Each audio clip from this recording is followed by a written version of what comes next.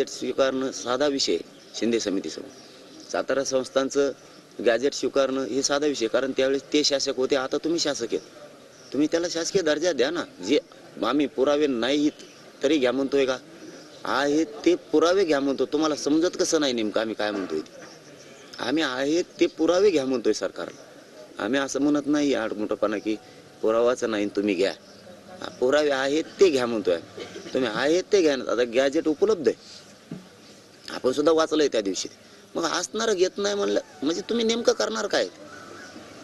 मी नाही सोडू शकत. मी माझी पुन्हा एकदा जीव पणाला लावायची तयारी ठेवलेली. मी माझ्या रायगडाचं दर्शन घेऊन आलेलो शेवटचं. सगळे सोयऱ्यांच्या कायद्यासंदर्भातच एकच विषय का किती मागण्या आता या तुमच्या उपोषणाच्या काळामध्ये तुम्ही सरकारकडे ठेवणार आहात? ज्या पूर्वीच्या आहेत 7 त्या 60 त्यांच्याकडे दिले. पुन्हा एकदा सगळ्यांना एकापासून सांगा. आपलं सगळ्या सोयऱ्यांचा कायदा हा याची अधिसूचना राजपत्रित काढली. ओबीसी आरक्षण ज्या कायद्यानुसार दिलंय त्या कायद्यात दुरुस्ती करून सगळ्या सोयऱ्यांचा कायदा पारित करणं आणि त्याची अंमलबजावणी करणं.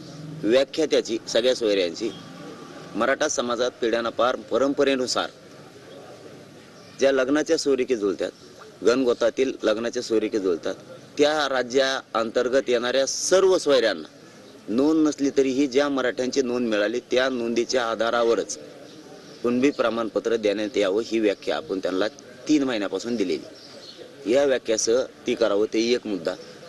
ज्या 57 लाख नोंदी सापडल्यात त्यांचे तातडीनं पत्र वितरित करणं. तिसरा मुद्दा, ज्या सगळ्या सोयऱ्यांची जे सगळे सोयरे आता प्रमाणपत्र घेणार आहेत, ज्याची नोंद मिळाली त्याच्या आधारावर फक्त शपथपत्राच्या आधारावर घ्यावं. तपास करणं, ग्रह चौकशी करणं याला खूप किचकट प्रक्रिया आहे. त्या आधारावर घेणं. त्यांच्या परिवारांना ज्यांच्या नोंदी सापडल्या त्यांच्या परिवाराला तातडीनं, तुम्ही जे मध्ये शिबिरं म्हणले होते लावले ते शिबिरं सगळे बंद आहेत. तुम्ही जे ग्रामपंचायतला चिटकू म्हणले होते ज्याच्या नोंदी सापडल्यात त्या फक्त राज्यात 8% ग्रामपंचायतला चिटकेल्या आहेत. फक्त 8%. 92% ग्रामपंचायतला माहीतच नाही की नोंद सापडली कुठं. हे झाले आपले 3 मुद्दे. आपला अंतरवालीसह राज्यातले सगळे गुन्हे मागे घेण्याचं इथं त्या आलेल्या 7चे 7 मंत्र्यांना उपोषण सोडताना शब्द दिलेला आहे. आणि त्यांच्यावर विश्वास ठेवून आपल्या मीडिया त्यावेळी साक्षीला आहे बांधव सगळे की त्यांनी तो शब्द दिला होता. त्याची प्रक्रिया आणखी सुरू झालेली नाही. हैदराबादचं गॅजेट सुद्धा ते घेऊ म्हणले होते. 5वा मुद्दा आहे आपला की हैदराबादचं गॅजेट, बॉम्बे गव्हर्नमेंटचं गॅजेट आणि सातारा संस्थांचं, म्हणजे महाराष्ट्रातल्या मराठ्यांना ज्यांच्या नोंदी सापडल्या नाही त्या गॅजेटच्या माध्यमातून ते आरक्षणात येणार आहेत. तेही यांनी आत्तापर्यंत घेतलेलं नाही. नेमकं हे करतेत काय आम्हालाच कळत नाही. आणि शिंदे समितीचं